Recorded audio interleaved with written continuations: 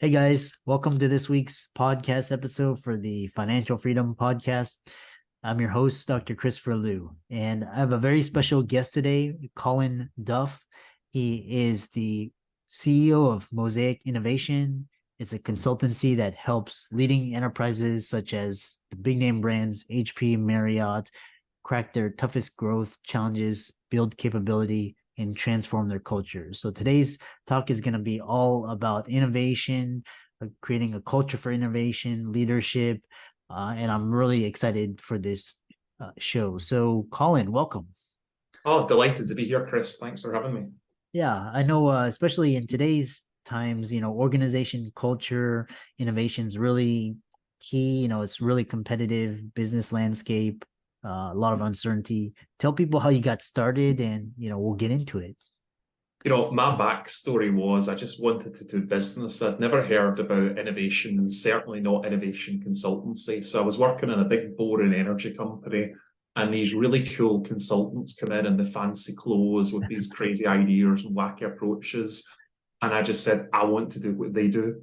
So I kind of begged to get into that field. And I read a lot of books, which only helped so much because innovation, people say it's an art and a science. And you almost need to have a certain swagger around it, and then you can bring the theory in unless you go down the academic route. So started in a kind of wacky, more creative consultancy, and then I grew up a bit and went to the Big Four to see how they did innovation, and everyone does it slightly differently.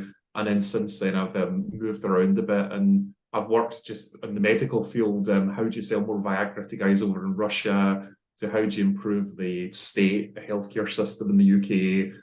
Lots of other pharma and related challenges as well. But I guess they've all got in common. It's all about how do you motivate people to do things in new ways. So yeah. Yeah, interesting. And so we'll get right into it. I love this idea of the consultants because I went into consulting as well, and I was like, yeah, it's great. You get to paid well. You get to feel like you're always different city and different place. um what's interesting is especially this well, creating a culture for innovation to thrive. What is the with what is the current business landscape? Why do we have a cult? Why do we hinder innovation? Companies such as the FANG companies really innovation. So tell us more. Big question. And if you ask, I think almost every executive or almost anyone will say innovation's a top priority. And you look at the failure rate, and it's usually 80% plus, depending on the sector and what type of innovation. And the real reason, okay, there is some inherent risk in it. It's because people do it really badly. Now, one of the issues is few people have been classically trained in innovation in the same way you might be in finance or another function.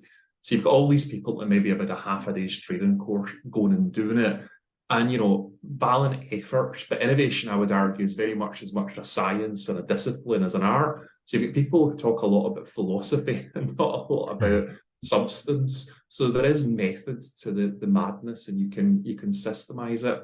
And I guess I'd say one of the biggest barriers to innovation still is if you work in the field, you hear a lot about human-centered design or design thinking. And put simply, that just means rather than think about the business interest, let's think about solving people's problems, and that will lead to a better result.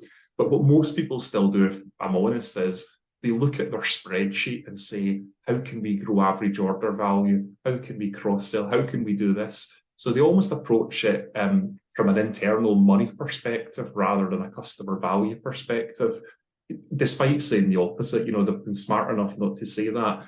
And that leads to a lack of innovation. And the other big one is a lot of people are confusing digital transformation, which is really just modernizing systems. So if you're a bank, for example, adding biometric security to your app and saying that's innovation.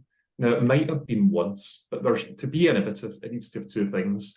It needs to be novel, ideally for the sector, but certainly for the company, and generate value, which is usually financial, can be customer experience or brand.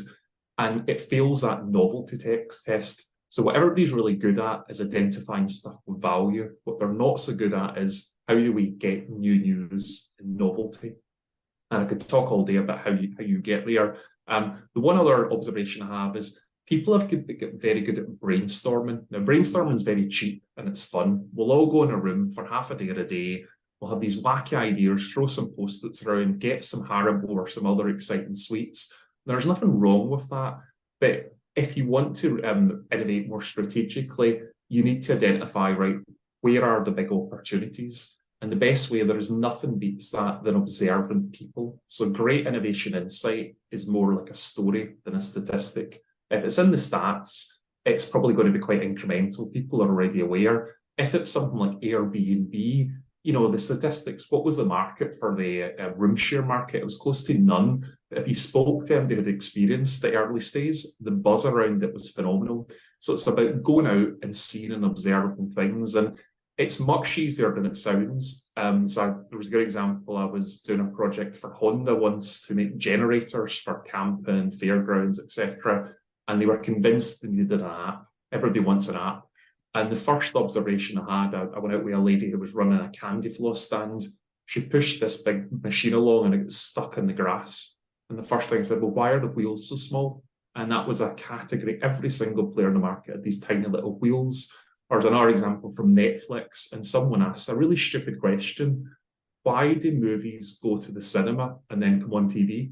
And everyone was like, duh, that's the way it is. But he's like, but why? And Netflix challenged that.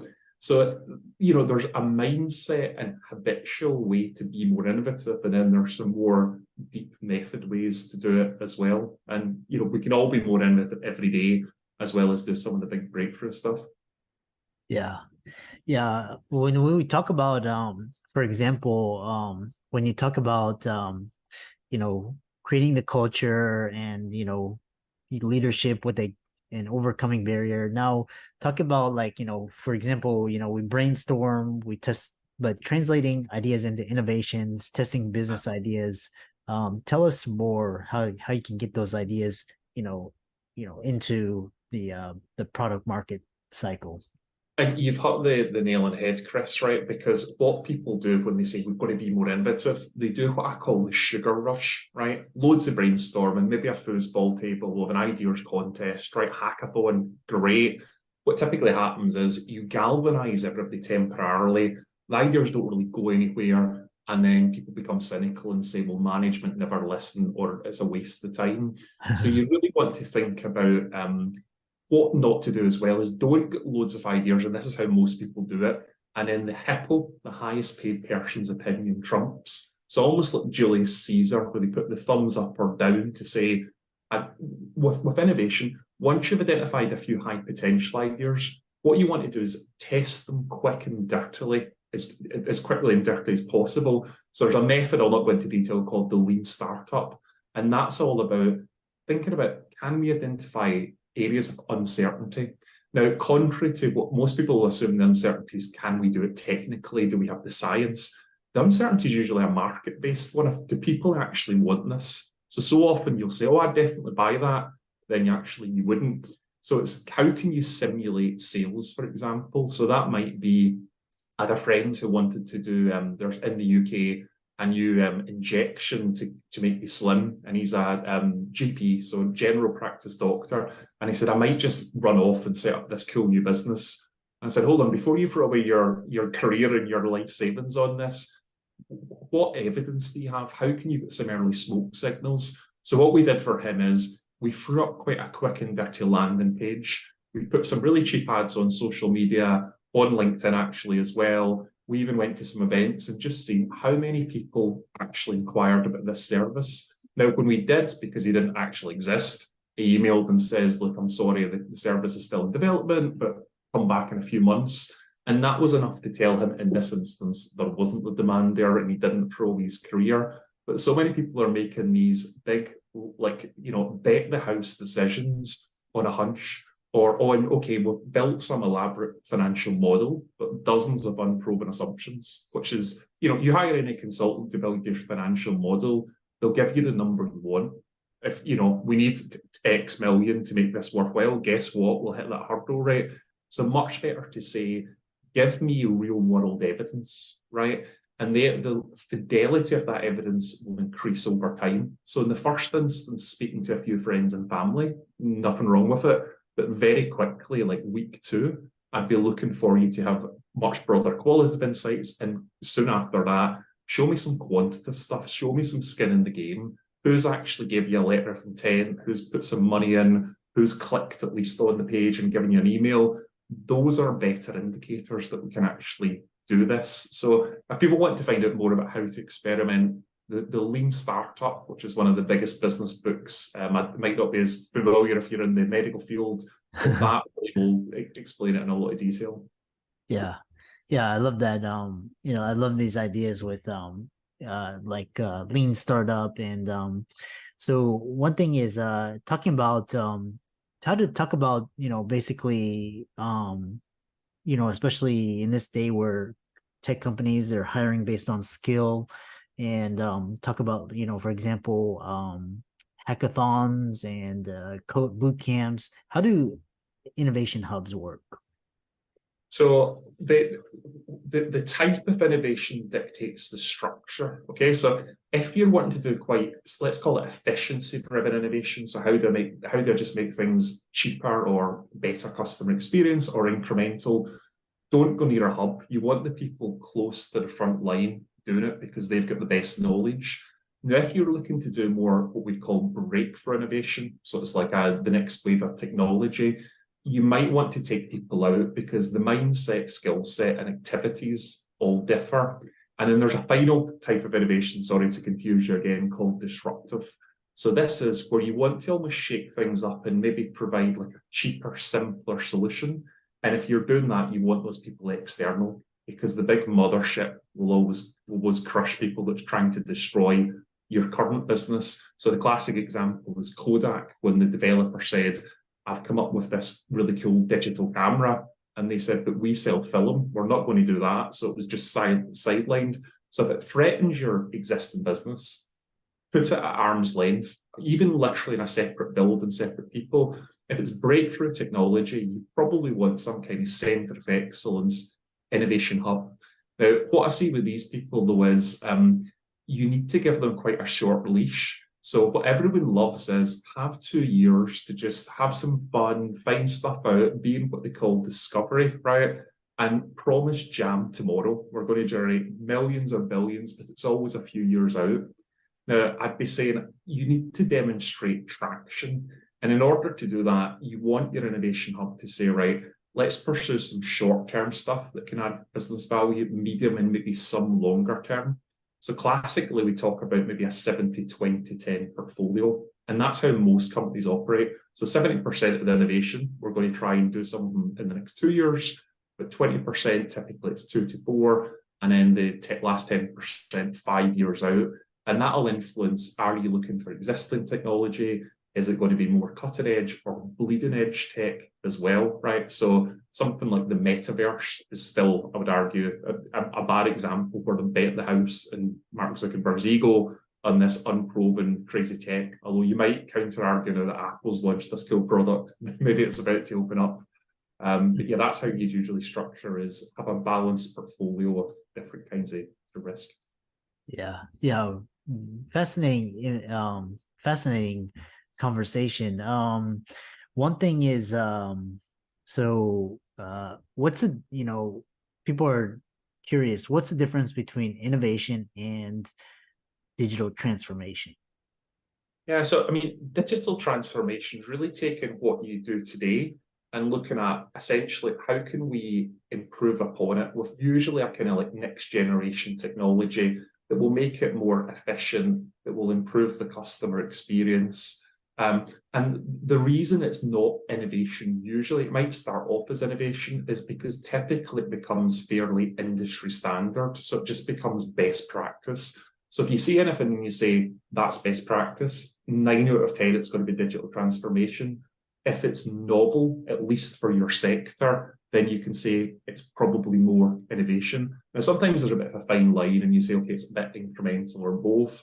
But I was working with a big tech company. They said, we've got 300 innovations we're doing this year. And I said, wow, that's lots. we went through the list. I said, you've got about 5 innovations, right? The rest are just so mundane. You know, are you opening up new segments or markets? Are you solving different types of customer problems? Are you significantly transforming the customer experience? Like, there's a whole bunch of diagnostic questions. And I'd say even instinctively, if it feels sexy, you can kind of tell it's innovation, versus if people are saying, is that innovation? It probably it isn't. Although they're never telling when they're not innovating, it really pisses people off. So I never say that isn't innovation. I just say, oh, it's Yeah. Yeah, interesting. How can people contact you, follow you, check you out on social media, etc.?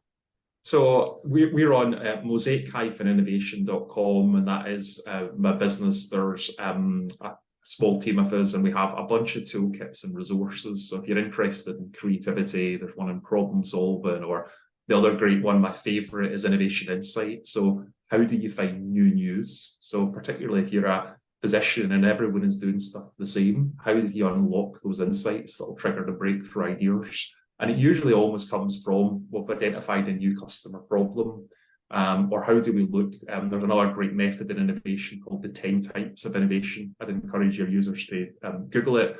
And it talks all about, it's almost like the Lego building blocks. So if you've never done innovation and you want to paint by numbers, 10 types of innovation gives you 100 tactics. There's even a nice little plain deck of cards. So you can actually almost deal yourself a hand and think, how could I change my business in interesting ways? Yeah. Yeah. And for all the audience out there listening, Colin for coming out to the show. Really interesting talking about innovation, cultural transformation. All of his resources will be in the links and show notes. And with that, thanks so much for coming out to the podcast. Yeah, my pleasure, Christopher. Thanks.